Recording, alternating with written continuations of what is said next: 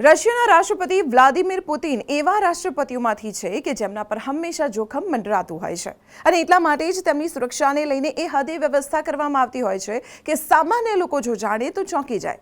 નમસ્કાર, હું છું દીપાલી। વ્લાદિમીર પુતિન વિદેશ પ્રવાસે જાય છે ત્યારે યજમાન દેશ તેમના સ્વાગતમાં કોઈ કસર નથી છોડતો, પરંતુ તમને જાણીને આશ્ચર્ય થશે કે પુતિન કોઈ બીજા દેશનું પાણી પણ નથી પીતા।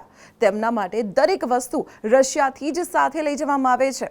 જી હા, વ્લાદિમીર પુતિન ભારત આવવાના છે ત્યારે તેમના આવતા પહેલા તેમનું કિચન, ખાસ રસોઈયા, પીવાનું પાણી, તેમનું ટેલિફોન બૂથ, એટલું જ નહીં ટોયલેટ પણ ભારત આવી ગયું છે। હવે તેનું કારણ જાણીએ તો પુતિનનો રસોઈયો કોઈ સામાન્ય નહીં પરંતુ એક આર્મી મેન હોય છે। જેટલી વાર તે જમવાનું બનાવે તેટલી વાર યુનિફોર્મ બદલવો પડે છે।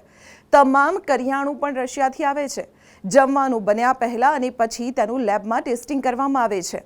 પછી જ પુતિન તે રસોઈ જમે છે। તેઓ પોતાના કપડાં ધોનાર વ્યક્તિને પણ સાથે જ રાખે છે।